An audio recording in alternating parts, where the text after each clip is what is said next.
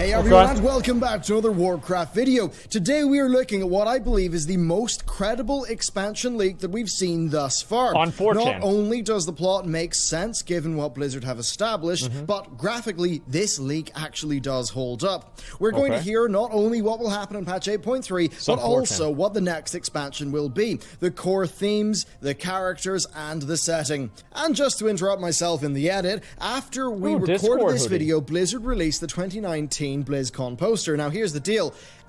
The guy in the middle right there, that's for Diablo 4. Like, it's obviously for fucking Diablo 4. Everybody knows it.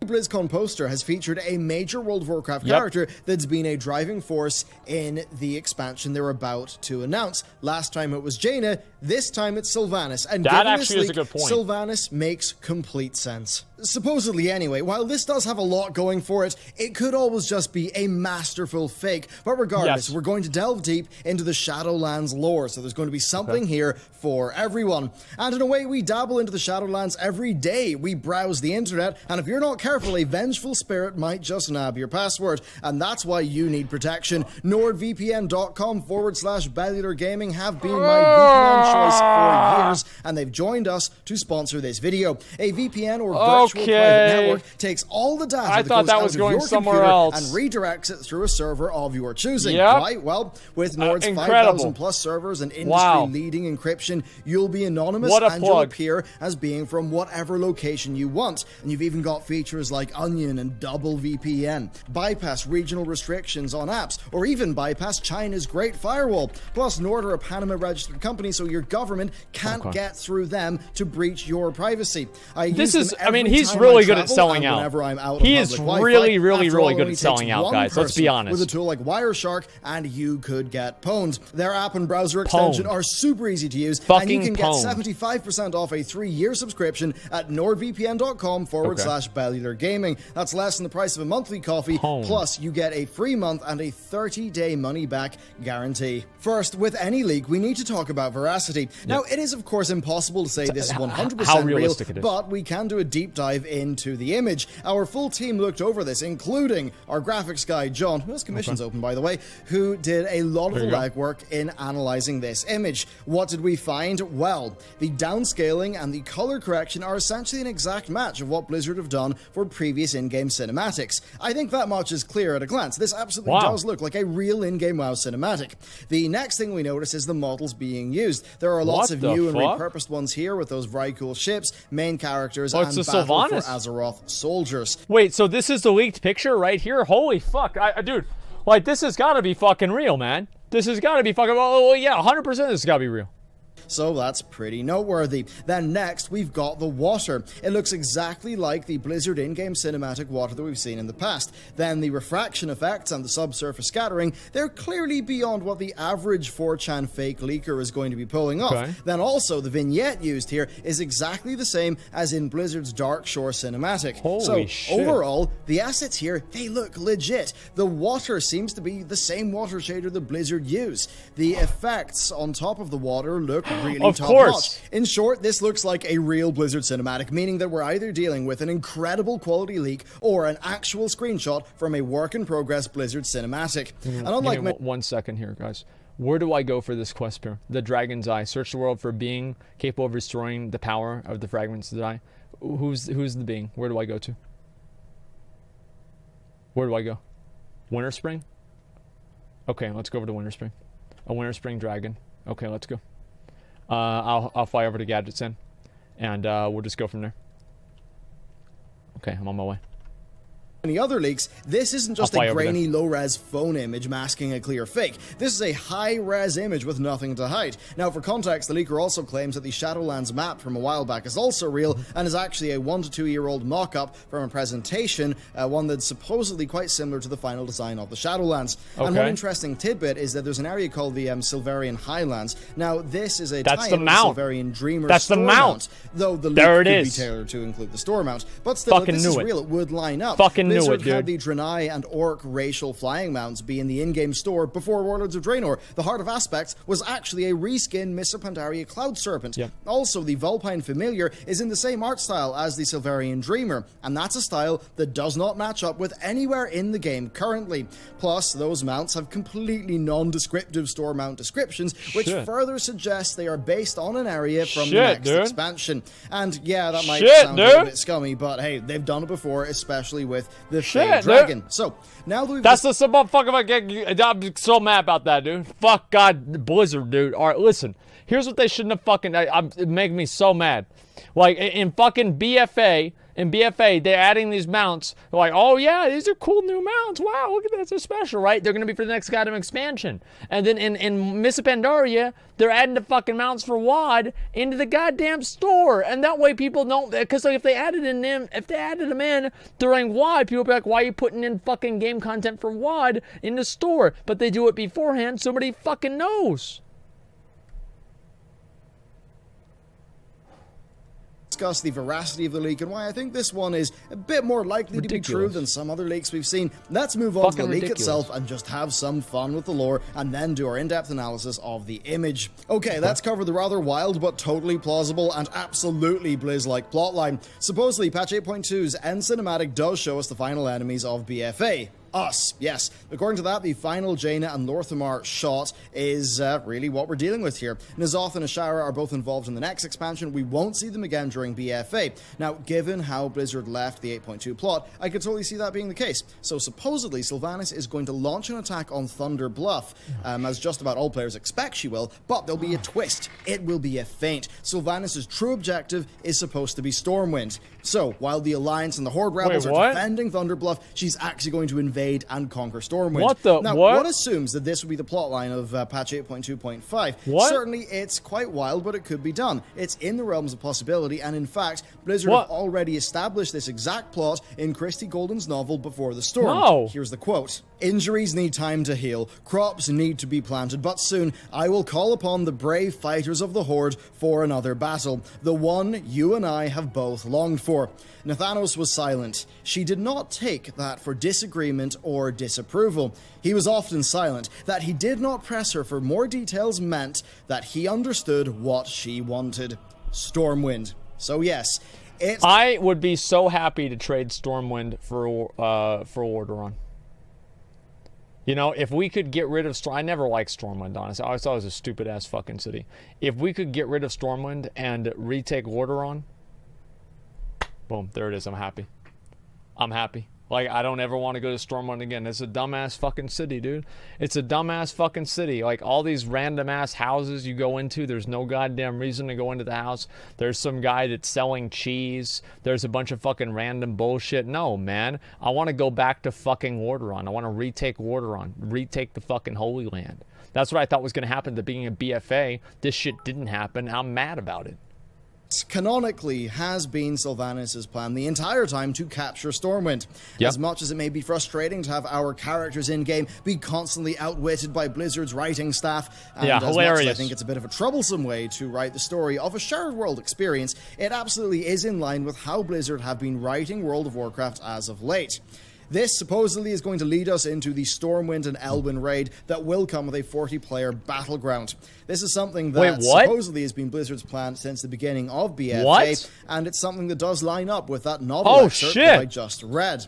Now, by the time we arrive at Stormwind, Sylvanas will already control the city, leading us into a 10-boss raid. According to the leak, the first boss is a caravan escort where we escort an Azerite battering ram from Goldshire to Stormwind. After that, we supposedly face old god-controlled city guards and famous Stormwind NPCs. Wait, old gods? Then the fifth boss is a void-corrupted Anduin who snaps out of it once he's defeated by us. Now, this fight supposedly also involves Rathian, and this would line up with a patch 8.2.5 PTR storyline in which Rathian creates a tonic that is able to cure old god corruption. So maybe we keep Void Anduin at bay while Rathian works to save him. Then the eighth boss is Nathanos, who is that makes sense, dude. That's the worst. That makes sense, dude. Why does this have to make sense? No, it does. It's not that bad of a story. The story isn't bad. Wait, so then it has to be retail? Oh, yeah. But Lady Katrina Prestor, who's actually a Nixia, is sitting in there, and nobody could have ever fucking figured out that she was a Nixia, sitting around for years in Stormwind. Oh, no. That totally fucking makes sense. But the moment that Sylvanas does something that's a little bit out of the ordinary, oh, wait a minute here. Give me a fucking break, dude. Give me a fucking break. Retail story is good. The gameplay's fine. Yeah, the story is fine. Okay, the story is fucking fine. By Tyrande in a move that I think many players will find to be quite cathartic indeed. Yep. Then the penultimate boss is Sylvanas, who will fight both the Horde and the Alliance until, and this is where the leak gets wild, Bolvar shows up and starts killing Horde leaders. Now, here's the thing. He starts by killing Lorthamar. It seems that Bolvar is not aware of the Alliance and Horde rebel situation and maybe assumes the Horde are still with Sylvanas. Bolvar then sides with his daughter Talia and the Alliance. Now, this seemingly marks the end of the Sylvanas fight and, the start of the final boss, which is the opposing faction. Now, seeing Bolvar kill Lorthamar, the Horde members then side with Sylvanas, leading us into this final fight. This would be tricky to pull off narratively, especially for Thrall, but if you think about Saurfang, well, I'm sure the Lich King showing up, I'm sure that would turn him just into, well, it would set him off in a rage. It's hard to tell exactly here. Maybe the Horde leaders would assume that the Alliance have sided with Death. If so, then Sylvanas and Bolvar would be mirroring each other, kind of fulfilling what many players want with a Lich Queen fantasy. So the final fight has us slowly defeat the opposing faction, with allied faction leaders dying as the enemy health bar decreases. By the time the fight is over, everyone dies bar Anduin and Sylvanas. Everyone, even players. Just like with the Lich King fight. You get a cinematic depending on your faction where your leader kills the other leader but then succumbs to their wounds. And given what we saw at BlizzCon and given the Battle for Lordaeron cinematic, I think, it's pretty clear how Blizzard would execute this. What this sort the of third fuck? and final showdown between Anduin and Sylvanas. And by the end of the raid, everyone's dead. In the cinematic, oh my God. You wake up in the death version of Stormwind and see Helya's fleet docking at the harbour. Sylvanas is there with Nathanos at her side. And then Sylvanas declares we are now strong enough to face the true battle for Azeroth. And there you have it. That's the end of BFA. We supposedly all die. That's the end of the faction war. We see Blizzard reintroduce Sylvanas and Helya's pact from Legion, and then we head off to the Shadowlands for our next expansion. Now, this leaked image is supposedly the cinematic, so let's take a deeper look at it. First, we see Helya's fleet arriving to ferry us off to the Shadowlands. Upon closer inspection, though, you can see that the NPCs are all from BFA. They're mostly Warfront soldiers. What now, the if we're to assume that Sylvanas' plan has been to make an army of death to fight the old gods in, within the Shadowlands, then starting a war, getting everyone dead, and then raising them up like this, because of her pact with Helya, it does make sense. Zooming in the pier, you can see Sylvanas, Anduin, and Bane. Quite the situation, that's for sure, but as we've covered earlier, it does legitimately look like a work-in-progress Blizzard cinematic. So, what the fuck?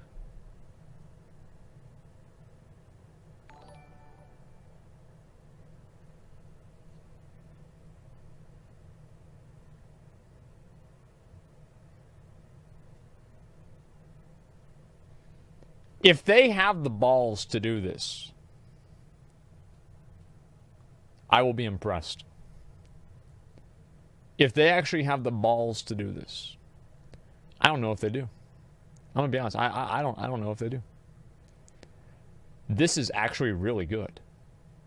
Straight up, like if they have the balls to do this, like this is really good. Like I don't know about having the Alliance and the Horde come together or like work together or anything like that, but I think that we'll have to find out. We're gonna die like in game? Yeah, this is fucking awesome.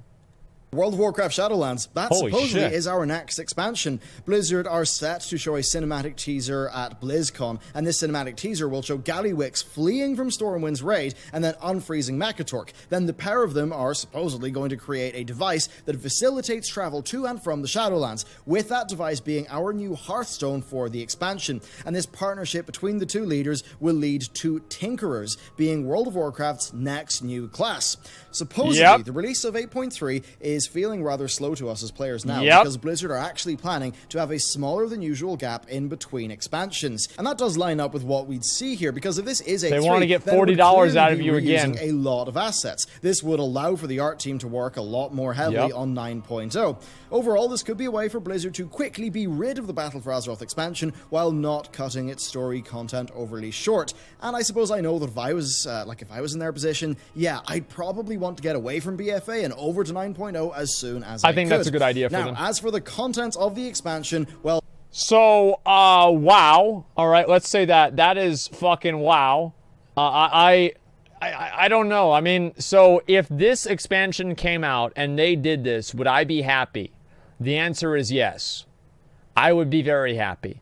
I do think that Blizzard, as I said before, they need to do the proverbial metaphorical flipping the board over, right? Flip over all the pieces, kill everybody, start it all over again, and just see what the fuck happens.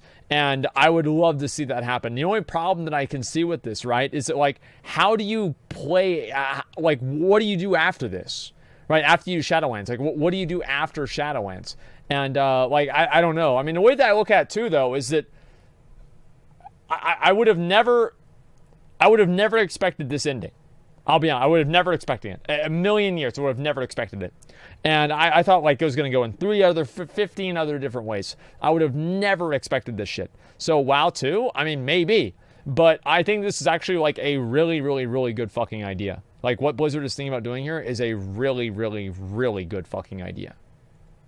That's where things could get interesting. It'll involve the Shadowlands themselves. It would be a new 4-zone continent that has a portal to Ny'alotha in its center. Apparently Ny'alotha is a sort of pocket dimension, and then also the Dragon Isles are going to be one of the expansion zones, with Blizzard establishing the Dragon Isles, Shadowlands, and Old Gods as all having a deeper connection than we may think. The leaker claims that the Dragon Isles have a dragon shrine, just like the one from Dragonblight, and that both shrines are tied to the Shadowlands. Now, given how the shrines are Titan constructions, yeah, that totally is plausible. So the leaker says that that connection will be important, as will be the Curse of Flesh. Now, the Curse of Flesh is what allows us to be easily corrupted by the Void, and that would actually tie into how King Mechagon was seeking to rid everyone of the Curse of Flesh through mechanical augmentation. Now, plot-wise, when combined with the leaked map post that this leaker says is real, it seems as if we travel to the Shadowlands in an effort to kick out the Old Gods. Now, the Old Gods themselves are mostly sleeping in Ny'alotha.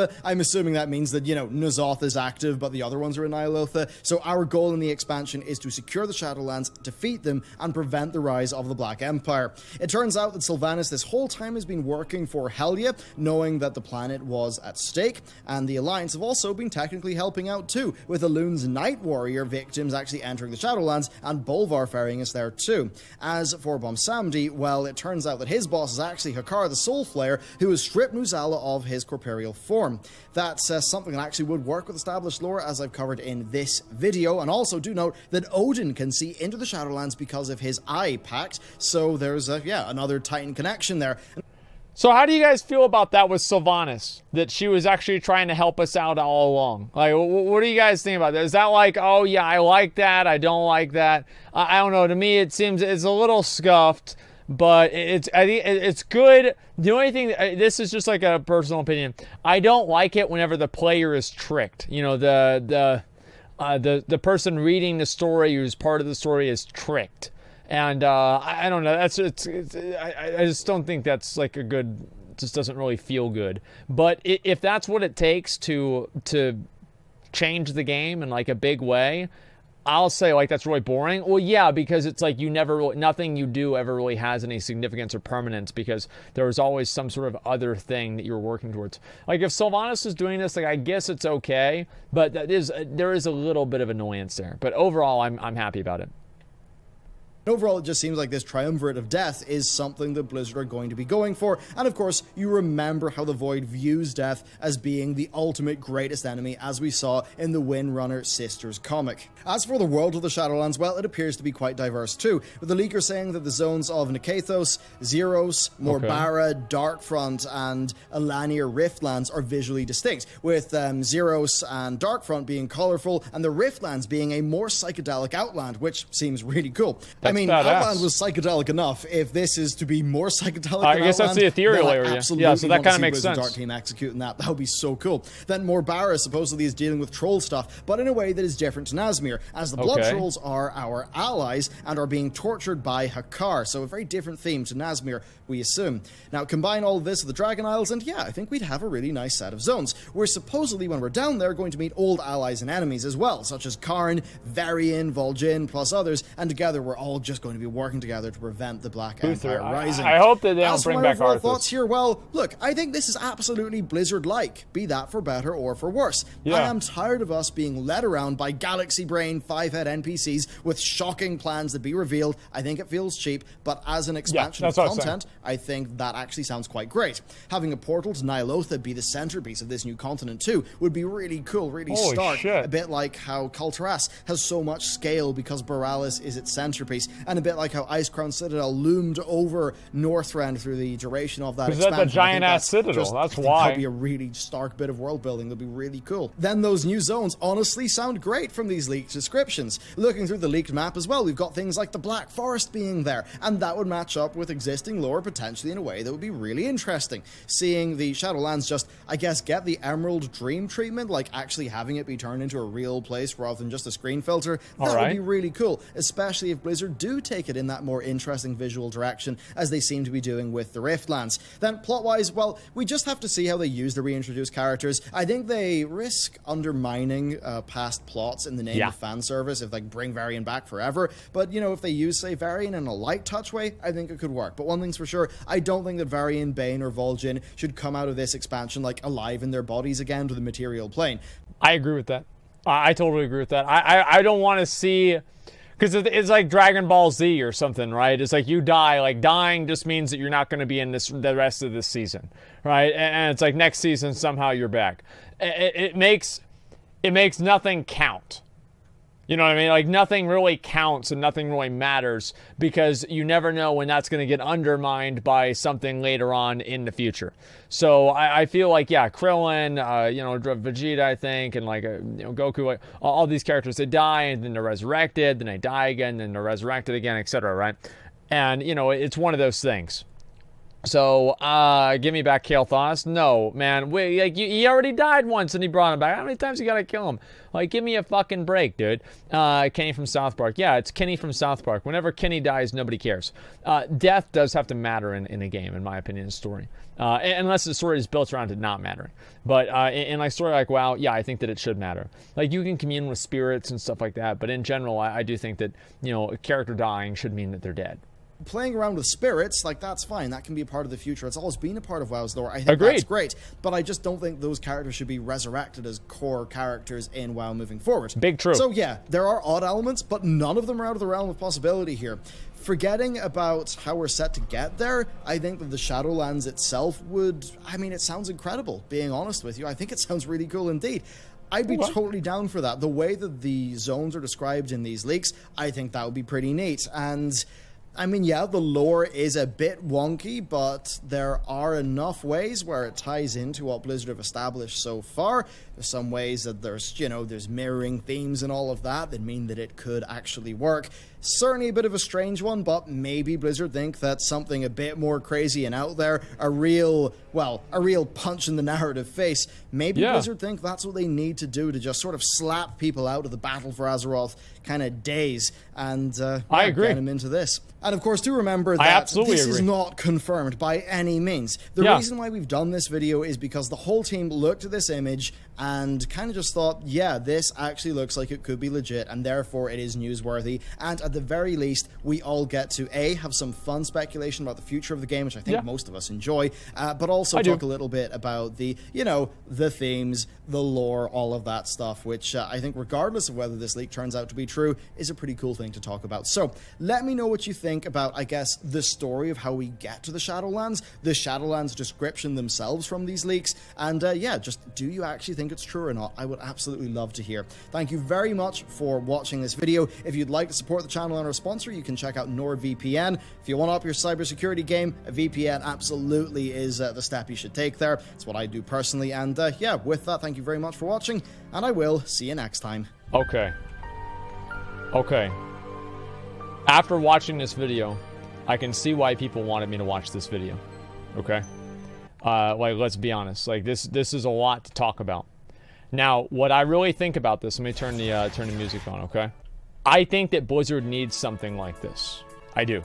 They need something like this to just completely just change the entire game. Just to go back and say, you know what? Like, we're going to completely change everything up. We're going to flip the board over, and that's it. So, I actually really agree with this and what they're doing.